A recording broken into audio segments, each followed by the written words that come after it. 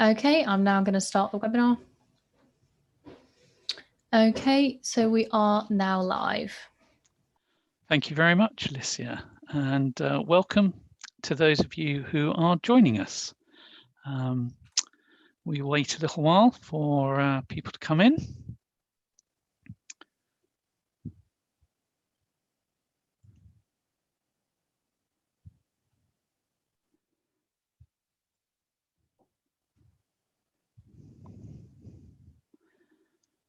And still admitting people at the moment.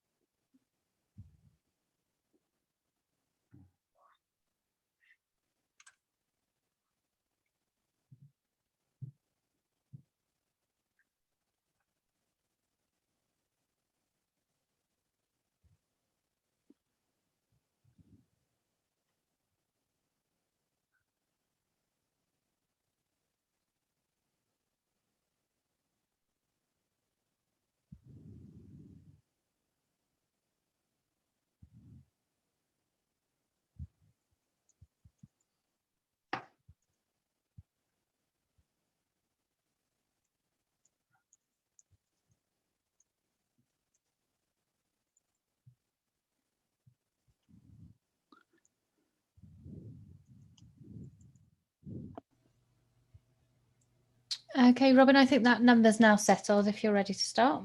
Okay. I didn't hear anything when we ran our little video then. Do you think you might run it again? See if we can get some sound. Oh, I'm ever so sorry. Let me see if I can get that sorted. Bear with me.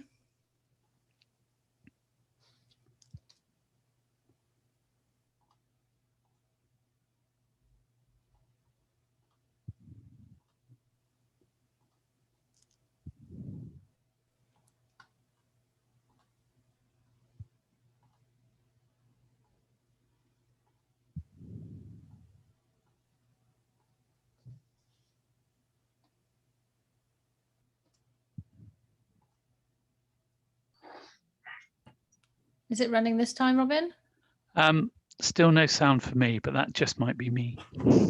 Sorry about that. I'm not sure why that's not working. It's running on my end fine. Sorry, okay. Everybody. Well, I think the message is clear.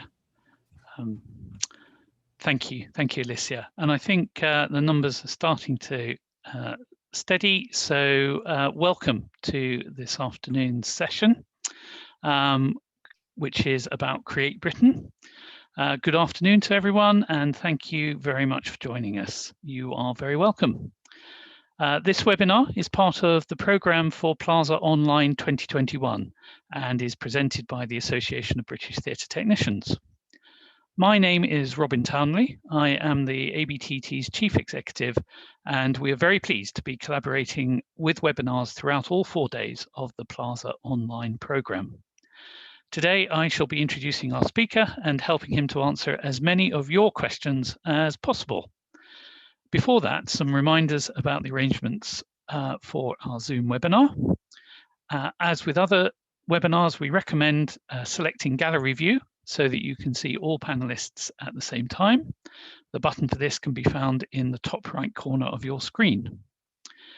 We do not have live closed caption subtitles this afternoon, but the recording of this session will be posted on the ABTT website, where there will be closed caption subtitles available by clicking the CC button. You may use the chat function in this webinar to talk amongst yourselves. The chat button can be found on the bar at the bottom of your screen. Alicia, the ABTT coordinator, with whom many of you will have communicated, will be looking after this today, and she will say hello to you all in the chat round about now. Please remember to select panelists and attendees when you're using the chat or the Q&A. Please do post in the chat box, and it would be great if you could let us know where you are joining from this afternoon. Feel free to chat to one another and give your thoughts throughout the event. We're always pleased to hear from you. Alicia will be posting useful links and information in the chat throughout the webinar at appropriate moments. When we use the screen share function, the screen will reorganize itself to display the shared visual content, but it will return to the previous screen when the sharing stops. You don't need to do anything. Most importantly, this session gives us an opportunity to address your questions. At any time during the webinar, please do post questions, thoughts, or comments you would like our speaker to discuss using the Q&A tab, also to be found on the bar at the bottom of your screen. We shall try and discuss as many questions as possible, so do post them as soon as you can. Today's webinar will be recorded and the recording will be available on the ABTT website, along with all relevant information after the event. And it's now my great pleasure to introduce our speaker, Richard Woods. Richard is co-founder of CreateBritain and will be introducing the CreateBritain platform, discussing the journey by which it was created, its functions and features, the innovations of its latest upgrade, what's planned for the future, and how you might be able to use it. He's very keen to hear from you, so another reminder to please post your thoughts, comments, requests, or questions in the Q&A throughout the session. So Richard, welcome. Thank you very much for coming, and over to you. Thank you, Robin. Thank you, Alicia, and thank you really to ABTT and to Plasa. And also thank you to everyone who was sufficiently curious to come along today to learn a bit more about CreateBritain, because we don't expect you to have heard of us. You know, we are still a new thing, and that's why we thought, what better place to start than spend the first 20 minutes or so. We're going to talk you through the journey so far. What were the motivations behind this? Who are the people we're working with? What are the problems that we're trying to solve? We'll spend about 10 minutes or so looking at a few profiles so you get an idea of the functionality behind the site and see how we're trying to maximize findability and really inject some personality into the profiles that we're hosting. And as Robin said, with the Q&A, you know, we're probably saving half of this session for Q&A. We've got an opportunity here. We're building a new platform, bottom up, from scratch. So this is your opportunity to collaborate with us. Let's build the platform that the industry needs. And, you know, we'll put our contact details in there. Love to hear from you after the event or in the second half of the discussion. But to start on this journey, every journey has a beginning, and I always start in the same place. He hates me saying this, but I will take you right back to where it started. And it started with a chap called Jeremy. Jeremy is the founder, and his background is a lot more exciting than mine. In his 20s, he was playing in a punk band in London. He was working for a Soho creative agency. He loved the anarchy, loved the creativity, still has both of them. But what he didn't enjoy as much was the sweatshop basement environment. So he spent the last 25 years doing what 95% of the people in the creative industry do, and that's working either self-employed or in micro businesses. And as such, you have to have quite a broad skill set to get that job over the line. Core skill for Jeremy was digital media, but he can produce music. He's good at all types of photography. And for Jeremy was, where do you go if you're multidisciplined to show everything you can do in one place? Feeling that the industry very much existed in silos. My background, I've spent the last 25 years working as a headhunter. So I have to map markets. I have to know all of the options, and I have to find optimum solution as quickly as possible. And looking at the California tech that's come over that we're also used to now with Google and LinkedIn, I mean, we know that Google is driven by algorithms. It takes you down the most trodden path. It's very much focused on revenue generation. And so for this 95% of the industry, the independents and the micro businesses, unless somebody knows their name, they've got amazing SEO skills, a massive advertising budget, they're generally not going to turn up on page one of Google. And with LinkedIn, I think it depends where you work in the industry. I think if you're working in marketing and branding, LinkedIn can be great. Certainly those that we speak to more towards the art side of the creative industry, they say it doesn't understand us, it asks us to tick these boxes, the terminology isn't right. It's more suited to people who've worked 5 years here, 3 years there, not reflecting more of a gig or a project-based economy. And certainly anything that is audio, visual or interactive can feel quite secondary on LinkedIn, not to mention the whole corporate feel. So we know that there's a lot of people in the creative industry who aren't drawn towards it. So, between us, Jeremy's anarchy and wanting to show all of his creative skills in one place, my frustration, California Tech, we decided to do something about it. And we're not short of ambition. We want to build a single gateway to everything and everyone in the creative industry. But the reason we can be so ambitious is that we are not producing any of the content. The content's out there. The content is all over the web. It's all over social media. It's just a nightmare to find. And that is why we do Google search after Google search after Google search. So the biggest differentiator with CREATEBritain is that we're not driven by algorithms. We use what we call self-index. And for self-index, we've looked at what we see as the 40 key disciplines that make up the creative industry. And we've done a real deep dive. We've looked at how does it segment itself? What are the different areas of expertise? What are the specialisms? What are the different software packages? Who are the different types of clients? What are the different styles that people work in? What are the materials that people use? And let's allow people to have all of these as an option to define themselves in granular detail. And of course, by us capturing all of that information when people specify, this is me, this is where I fit in, we can therefore deliver really relevant and accurate results when we're delivering a search. So pulling all of that together, we are a navigation tool. We are not a walled garden. We want people to do the search on CREATEBritain, but then go through CREATEBritain, go to the websites, go to the social media and explore the content that is out there, but it is often just so hidden. So we're working with all of the creative disciplines, everything from acting, art and architecture through to photography, computer game design, tattoo artists, and there's no hierarchy. One discipline is not more important than others. An opera singer is not more important than a graffiti artist. Everyone is equal, and it's every level as well. It's for those in the latter stages of education or in higher education. It's for the independents, it's the micro businesses, it's for the SMEs, the larger businesses, it's for the professional bodies, it's for the educators, events, venues. Everything and everyone in this whole creative ecosystem can have a place on CREATEBritain if it can index itself. So we're working with 4 different user groups at the moment, and I'll just walk you through each of these. So the first one that we started with on our journey, really through the beta phase of development, was the students and educators. And we're currently working with about 30 colleges and universities. I appreciate, many of the audience here might think that education is behind them, but they are the future of the industry. And unless we are actually engaging with them and helping them bridge into industry, we are cutting off our future talent pipeline.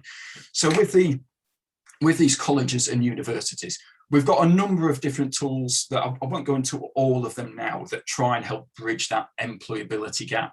But the first message that we have for these students is that, look, get yourself out there, get a profile. You may be in education, you're not here to DOS for the next 2 or 3 years. This is the start of your career. It might be more focused on skill development and learning, but start engaging with your audience.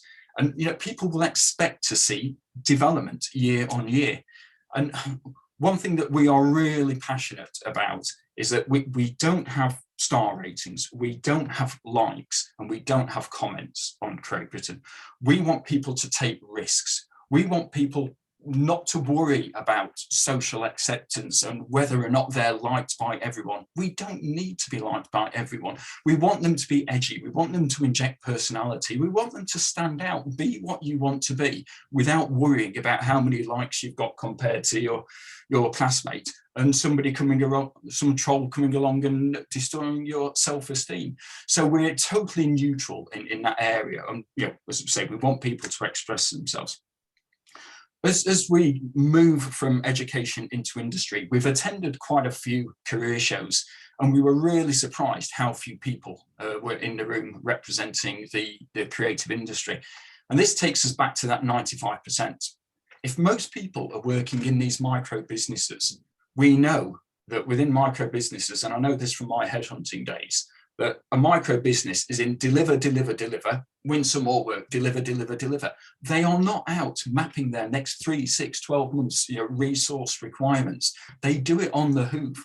And if this is the biggest employer group for the industry, we need to find a better way of connecting the skills coming out with these people who are looking for them. And that's why we're trying to develop a clearing system.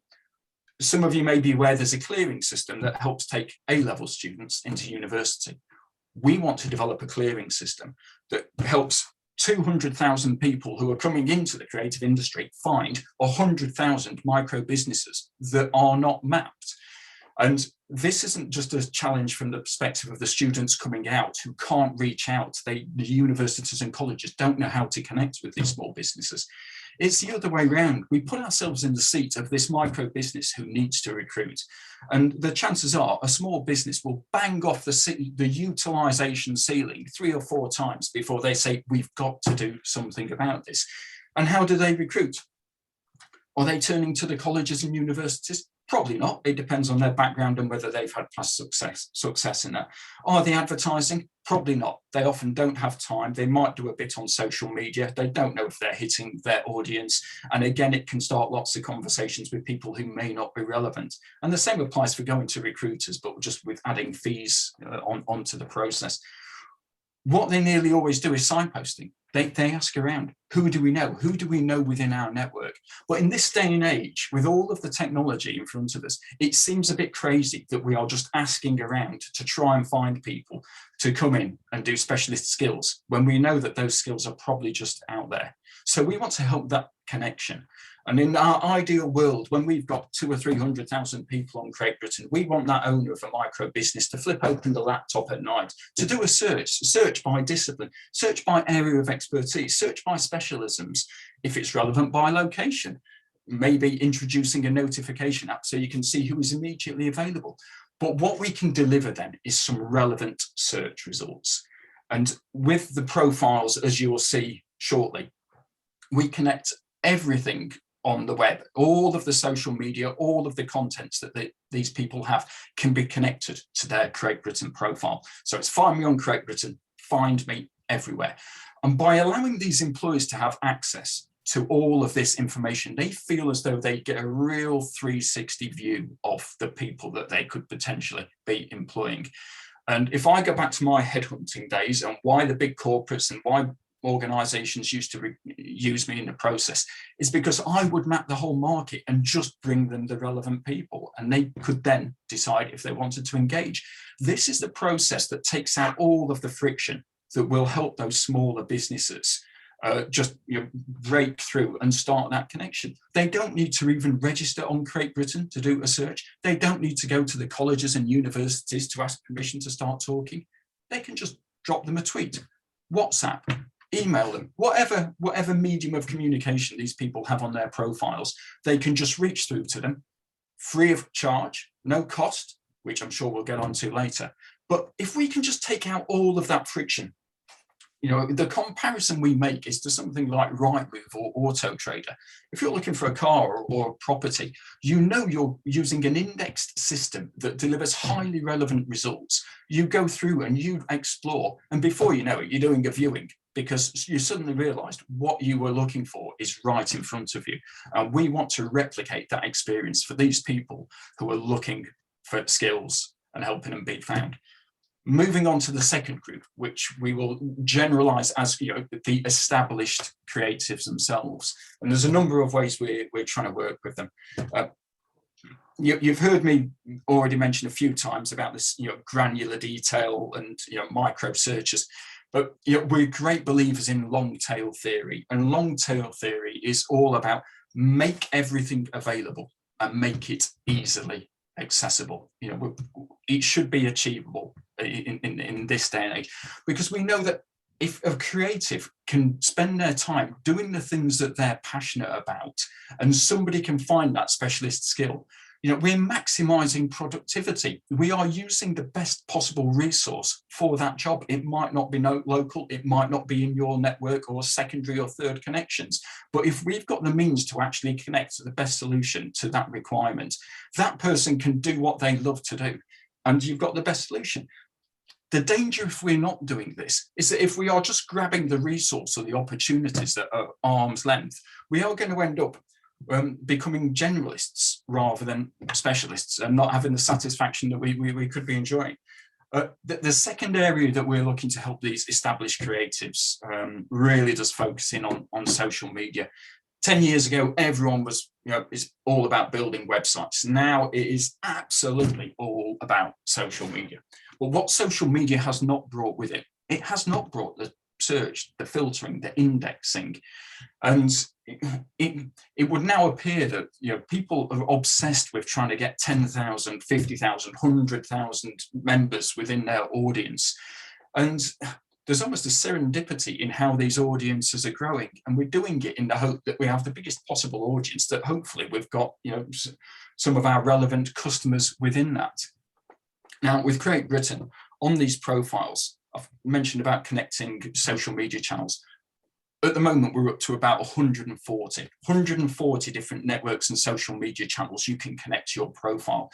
But what you can do, you can use our indexing, you can do our discipline, area of expertise, etc. Do the search, and then you can say, I've found the type of people I'm looking for. Show me their YouTube channels, show me them on ArtStation, show me them SoundCloud, Bandcamp, whatever it is. We can retrospectively apply our powerful search onto these platforms and deliver more relevant results than what they can themselves. That will become more effective in the future when we've got a lot of people on. At the moment, you might still find some blank spaces on the CREATEBritain in search results, but we think it's better to deliver nothing than actually deliver things that aren't relevant. So we're working hard in the social media space. The third thing for the creatives, and this is really focusing on the grassroots area. On our roadmap, we are absolutely committed to making CREATEBritain the best platform for people to monetize what they do and get the maximum benefit back to themselves.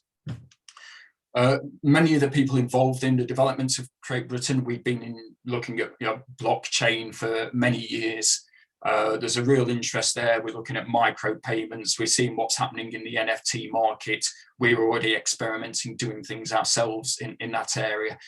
So enormous potential there. But that is on the roadmap, so I can't promise it's not there right now. The third group that we're working with, which was actually what sparked the conversation that led me to being here today, is we're working with groups, members groups. We're working with professional bodies. We're working with alumni. We're working with your local creative group. But any type of group, we are developing a feature where you can have your almost mini CREATEBritain. It's really a set of search results whereby if we can award people badges for being members of a professional body, and it is that professional body that controls where these badges are worn. Where this all started is when we were building CREATEBritain, we looked at all of the different creative professional bodies who were out there, and a lot of them have members directories. Some of them you actually have to be a member to see who the other members are, which seems a bit crazy, seeing as this is meant to be the elite talents that we're promoting as an industry. But even those that did have some filtering on their website, you've probably got 2 or 3 filters, and then it would deliver to you 50, 100 websites or profiles of people, and people just don't have the time to go through all of that. So we can offer our search capability to these members bodies or any type of group for them to go through and help people find the talent that they're looking for. But that then led us on to a conversation with Robin and ABTT that not only can we use this as a central place to show what memberships people have got, but we can also use it for qualifications and for training and for validation. If the issuing body can control what is shown, this could be the central place that actually your wallet that is showing all of your memberships and all of your qualifications, and they are totally validated. So there's a shout out here to any other professional bodies who are listening in today who want to be involved in the development of this feature. Now is the time to be getting in touch with us. The final group that I'm going to move on to is more defined geographically. It's another set of communities. We're hearing a lot from the government in terms of levelling up at the moment. And we've been off speaking to the Core Cities Group, the Key Cities Group, the Centre for Cities Group, and between them they represent the 100 largest towns and cities in the UK, and we've read some interesting reports and a lot of rhetoric. But as you stand back and look, there is no joined up approach. There seems to be 100 different agendas out there, how each town and city wants to drive their own levelling up to compete with London. And for us, it just seems crazy that we don't have a single gateway to help navigate the industry. If you look at what happened in Hull, 4 years ago now, when they were City of Culture, they pushed back the tide, they put on the spotlight, and they wowed us in terms of, look at what we've got to offer as a city and our creativity. I mean, who would have thought all of that was on their doorstep in Hull? And at the end of the year, the person who's responsible for curating all of that role doesn't exist anymore. Tide comes in, lights go out. And if you were going up to Hull now to put on a production, how do you tap in to the talent that you know is there? Because all of these, certainly the micro businesses, they're not mapped. Some of these towns and cities do, they have had their, regional creative directories. But what we see has happened over time is, they wither and die. And, people outside of that town or city generally don't go to it, because if it is Bristol Creatives or Bradford Creatives, we are not opening it up. We really appreciate the value of local. People will use local if they can find local. But why isn't it that those skills aren't accessible regionally, nationally, and internationally as well? We just need to open this up. One thing that COVID has taught us is that we don't all have to be sitting in the same room to be working together. Let's see what we've got to offer as a nation by just making everything that is available easily accessible. And whilst Create Britain at the moment is really focused on mapping out people and organizations, this is absolutely just phase one. We want to get the point where be it events, be it jobs, be it training opportunities. If we are going to a new city, how many searches do you have to do to actually feel as though all of the jobs or all of the events that are on offer? We don't want to produce the content. We don't know what's going on locally. We want to be the backstage, but we just want to help people go through Create Britain and find the content that it is that they're looking for and engage with it. And it's not just, as we say, it's not just the UK. It's nationally. We really need, internationally, we need to be taking this out to the world. We've got a pilot that we're hoping to start with the Key Cities Group.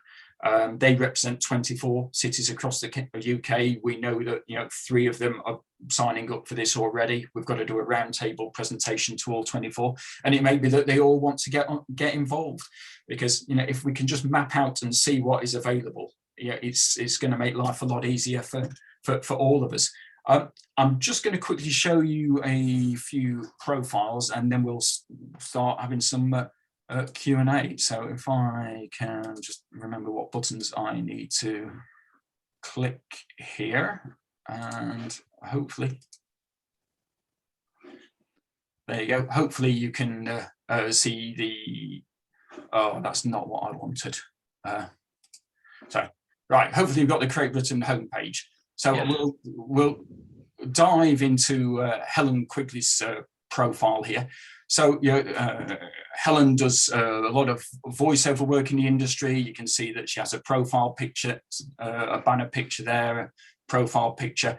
This is a social media aspect. She's just really on 4 sites. So if we click on Instagram, we go through Create Britain and we end up on Instagram, and we can do everything that we would normally do on Instagram here in terms of connecting and following with Helen. But we can dive out of that and come straight back to Create Britain. We could do the same on LinkedIn. We could do the same on Twitter and SoundCloud. As I say, 140 you can connect there. We have a featured work area. This is almost like a gallery. You can use it for what you want. How big a risk are you prepared to take to get back into space? We want it. It's a very, I suppose, in situ, in place experience that you're going through. As you see the profiles. This is now commonly known as our creative donut. When we started, we talked about Jeremy and his frustration as a multidiscipline. How do I pull everything together? So with Helen, you can see that in red here, 2/3 of what she does relates to sound. And as we hover over here, we can see the different aspects within sound, her areas of expertise that she's involved in.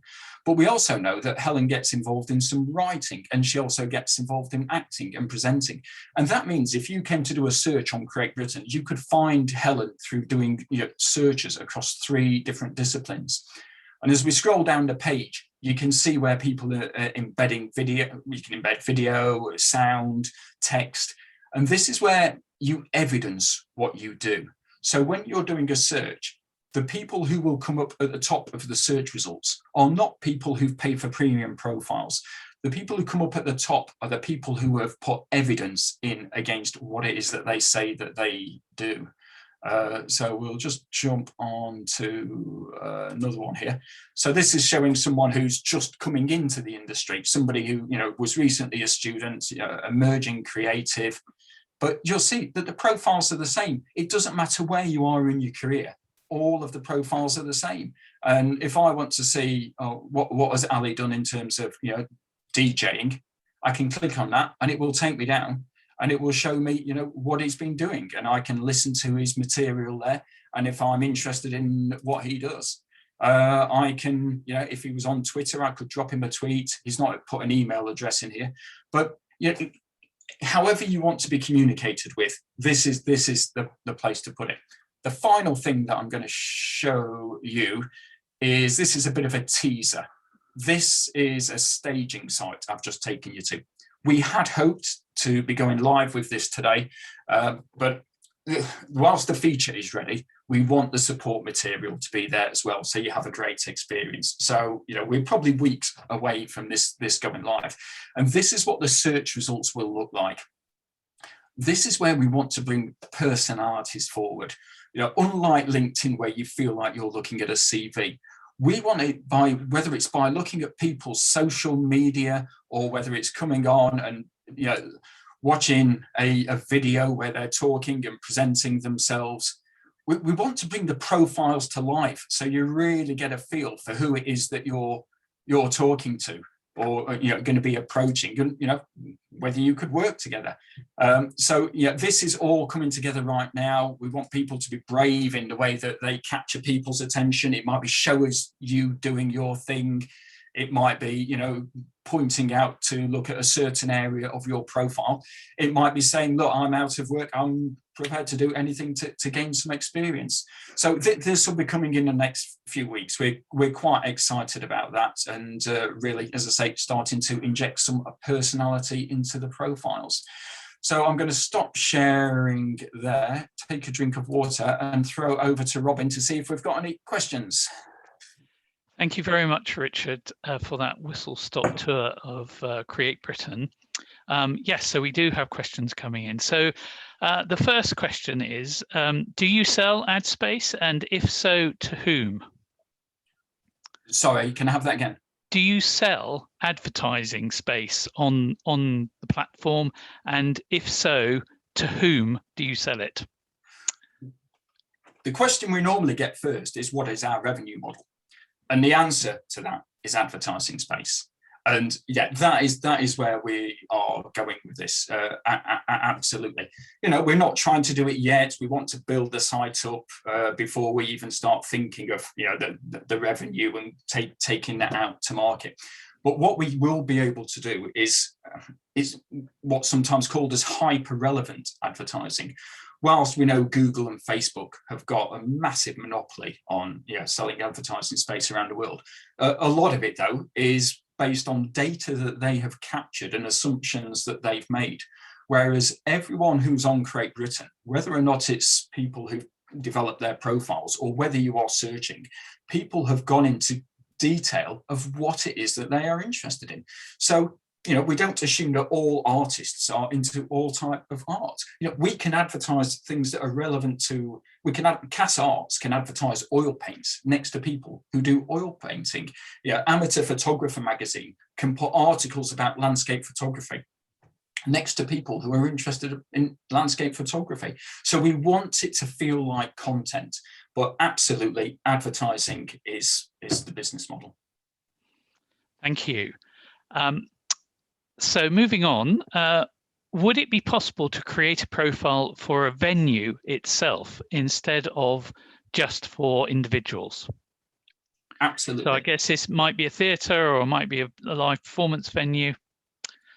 Absolutely, it's everything and everyone, and because you can connect all of your social media. Everyone has some social media out there at the moment. You might even just want to do a placeholder. But if people are going to if we take the example of a theatre or an entertainment venue, if you're on a city break and you want to know, what are my options, you might want to just look up the theatres, the cinemas, and if we can have them all on here, it's easily accessible.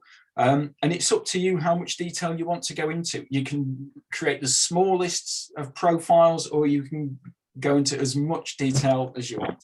So, but absolutely, everything and everyone. Thank you. The next question. How do you protect users if there isn't a login protocol to view people who are posting? What protections are there? Yeah, if we look at it from both sides, and we will hold our hand up and say, look, this is still early doors. We are going to have to be looking at this continually as the platform grows and it attracts more attention. Firstly, if people are putting things on the site that is offensive, if that's reported to us, we can deal with it. We are still of a size on a very much a one-to-one basis. We can just jump straight onto this. In terms of people who are going on the site to look up creatives, it is up to the individual what they want to put on there. If they want to be very selective, they might just put an email address on there. And if that's the only way of contacting this person, it's easy to block people's emails. What you'll find generally, though, is the only contact information people put on here is exactly the same as what they already have on their websites and their Twitter channels or whatever. Again, the site has been designed that you make these choices yourself in terms of what information you want to be out there. So yeah, but we are here, we are listening, and if there's issues, if there's suggestions, keep talking to us. Very good. So if anybody has thoughts about what kind of protections or protocols they might like to see for them to gain confidence to use it, let you know, I guess is the message. And Alicia, I hope, has got a contact that she can post so people can get hold of you. So here's a very specific one. As an apprentice, is it worth me using the platform? Absolutely. It's people who are coming into the industry. There's two sides to this, and if I'm putting my recruitment hat on here, it's the ability to approach people when you're looking for work, and it's also being found. Now, in terms of approaching people, the way that the profiles have been designed, we see them as almost a combination or a hybrid between a website and a CV. We know that careers don't go perfectly linear. You don't get the same level of experience every month and every year as you're working your way through. There's sometimes one or two concentrated areas of experience and that you can almost create a whole profile from. So it doesn't matter what level you are in your career. Connect a couple of social channels, make a profile, but you can just grab the link for your profile and you can find that out, the URL. It's a great way of turning heads and targets organizations and saying, here I am looking for opportunities. Because we've still got the novelty factor that a lot of people haven't seen CREATEBritain, it's probably going to have a higher impact than sending your CV out to these people. But also think of the reverse. Never stop thinking of all of these micro businesses in particular who are out looking for people to bring in and develop themselves. And if you're not on there, you're not going to be found, because how else do these organisations do that at the moment? It's word of mouth. It's not effective.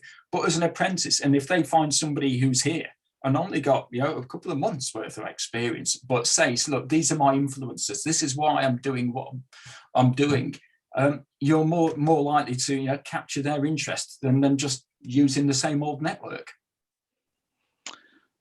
Very good. Hopefully that answers that very thoroughly. So, and now we've got the other side, I guess.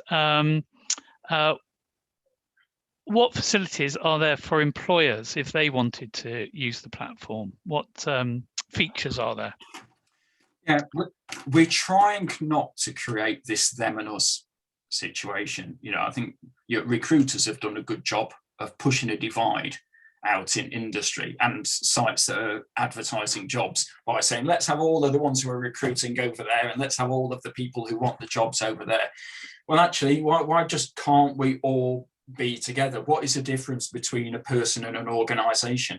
I mean, maybe that it started off collaborating and then it's 2 people and 3 people. At what point does that become a business?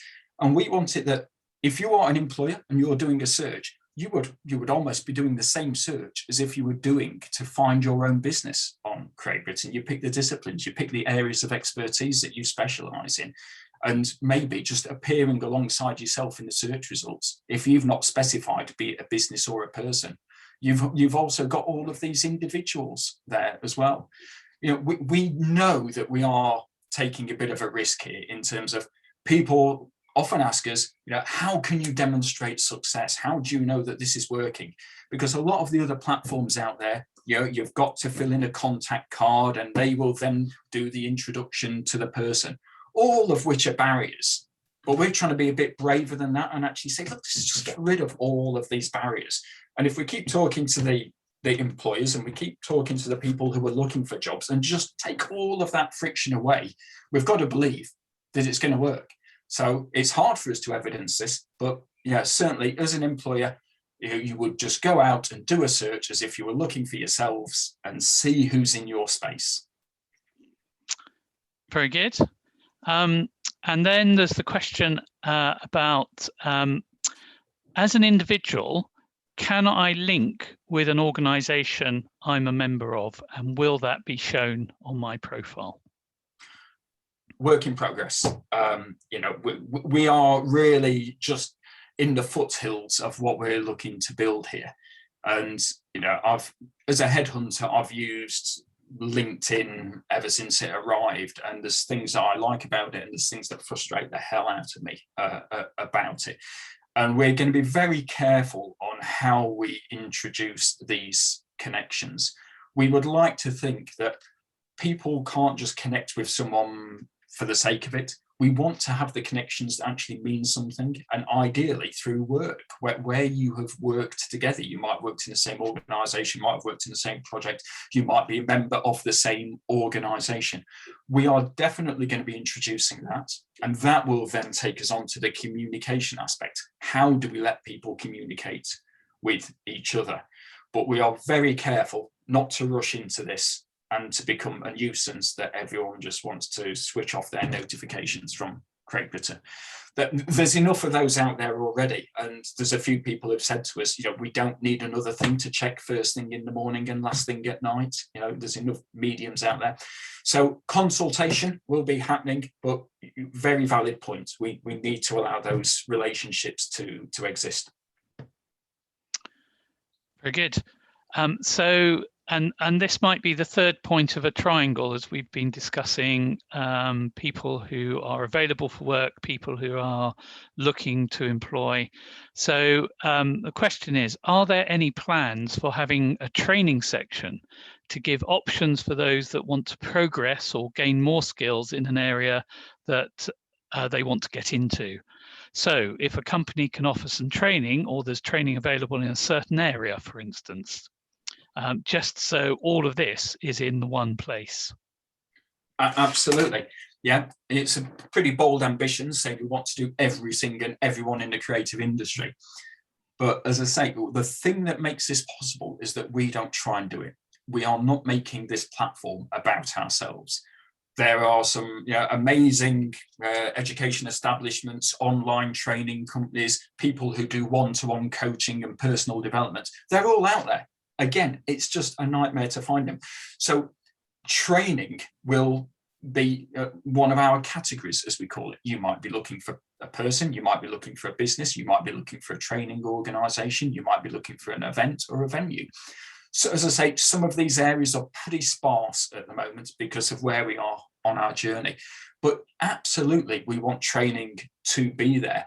But what the training will be, it's all the people who are out there and the big organizations who are out there at the moment. But they will just be so front and center when you specify exactly what it is that you're looking for. So, as I say, we don't want to get involved in the commentary. We're not the experts. We want to bring the experts forward and help you find them. Thank you. The next question is there a messaging system on CREATEBritain? Not at the moment. And this overlaps slightly with an answer I gave a few minutes ago. But as I say, because on your social media, if you're big into Twitter, you'll have Twitter on there. If you prefer email, you might only have email on there. You might have WhatsApp on there. It's up to you what it is that you want to have on your profile. And if the person searching who wants to connect with you, if they're big Twitter fans and you're big Twitter fans, let's just let you get on with it there or on WhatsApp. Again, we're really cautious not to introduce something that people don't want, because if that allows you to start trying to connect or send messages to everyone who's on the platform, we all get bombarded with people who are trying to sell us things. And again, it's an opportunity to start fresh and learn from mistakes that have happened before. But at the moment, no, we rely on the mediums that are already out in the social space and through email, etc. Very good, thank you. And so taking next one,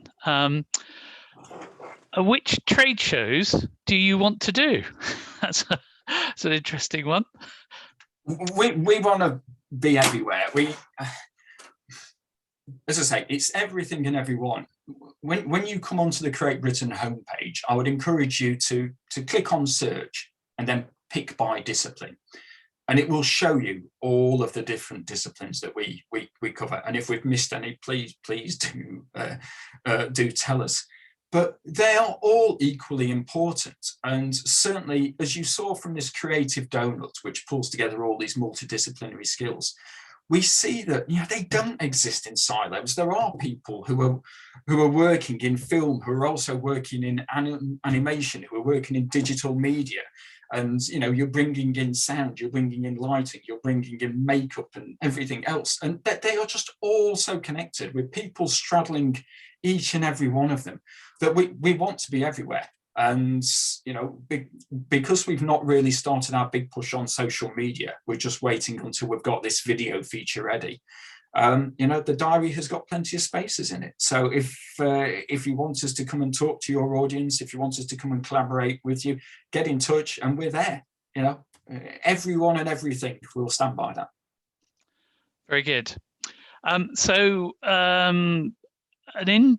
comment question. If part of the problem is scale, that is micro businesses, then couldn't part of the solution be to set up, say, cooperatives to capture economies of scale? Otherwise, industry will inevitably remain fragmented. A comment, but I wonder if you want to respond to it. It has come up in discussion a few times. We haven't got an answer to it at the moment. I'd be very interested to hear from the person who suggested that, because we identify that as well as an opportunity for people, collaborating, coming together as communities to put things on jointly. There is an opportunity there. That's when micro businesses, can be at their best. So yeah, we are where we are. We're not going to get everything right first time. It might be that is in year 2 or year 3 down on the roadmap, but it's really useful to have these conversations now, so that as we're building features, we can be building with these in mind. So please do get in touch, Mr. It was Peter. Peter. He knows who he is. Yes, please do get in touch. We'll have a coffee and a chat over that. Yes. So yes, and just to say, anybody who would like to make contact with you, Alicia is posting your email address in the chat, and that will all be available when we post the recording of this session on the ABTT website.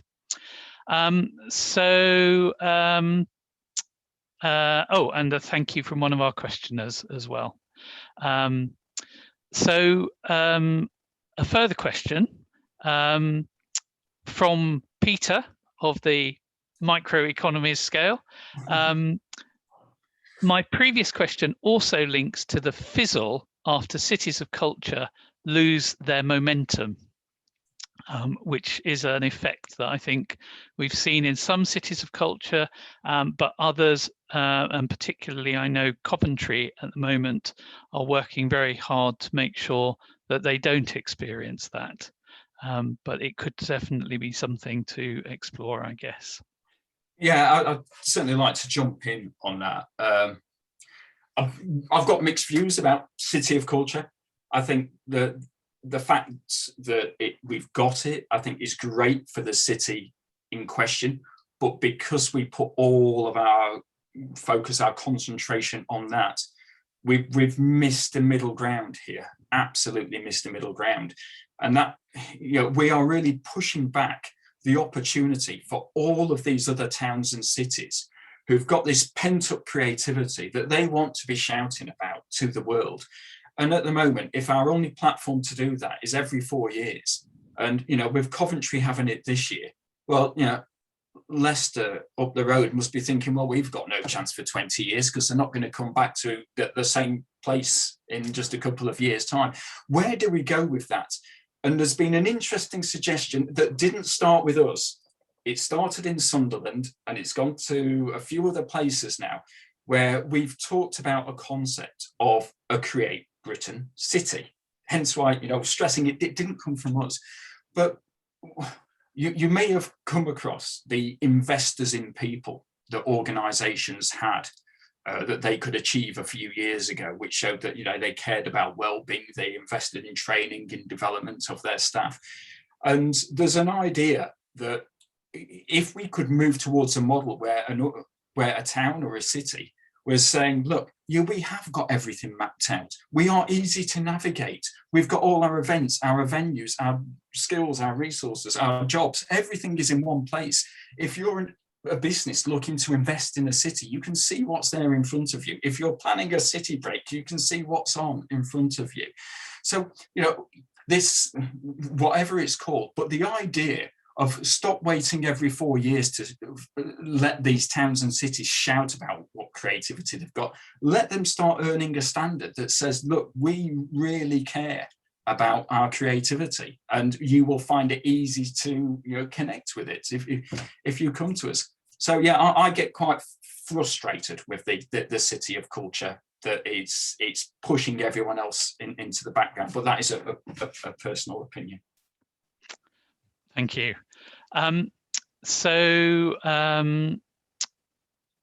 Here, you mentioned earlier that you had been in contact with various schools and colleges and conservatoires. Is there a way that I can check, ask the questioner, which ones are using CREATEBritain, and whether my college is there? Yeah, I would certainly say just make contact with me, because you'll sense that there's there's a real sort of openness in about how we're looking to engage with people. And out of those 30 universities and colleges, there's only a few that are using us within each of their schools. With a lot of them, we've just had one contact, and suddenly we're working with the photography, or we're working with the film department. And, you know, this is going to take time. And, you know, we might be working with just the third years or the first years or the second years. And it's over time, as the other departments get to learn about this, we are hoping for, you know, for a full rollout. But, you know, one of our mottos is that we work with the willing. You know, we're so early on in our development of CREATEBritain that we don't feel as though we have to convert everyone on day one. We want to be working with the people who actually say, actually, you know, I like what you've started with. I like the direction you're going in. As an early adopter, you've got the opportunity to be involved and help shape this. And we're running live brief projects with some universities where they have to rip us apart and tell us everything that we're doing wrong and tell us what we should be developing for Generation Z, what the new sort of platform should look like.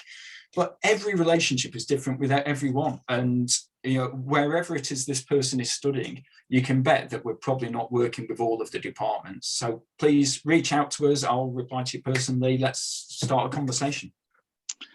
Thank you very much. So here's a really very good question, I think. How much time should I commit to posting my initial profile on CREATEBritain? How long will it take me? As much as you want to. It is that.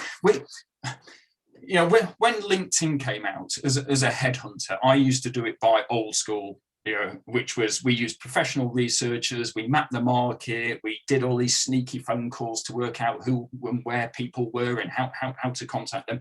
And we were pretty effective at that. And I ignored LinkedIn for a few years until it hit this point that it was, you know, we thought it was becoming relevant. And at that point, I created a basic profile. And then within 6 months, I've done a fuller profile. And then you realize, actually, the more detailed profile I do, the higher you come up in search results.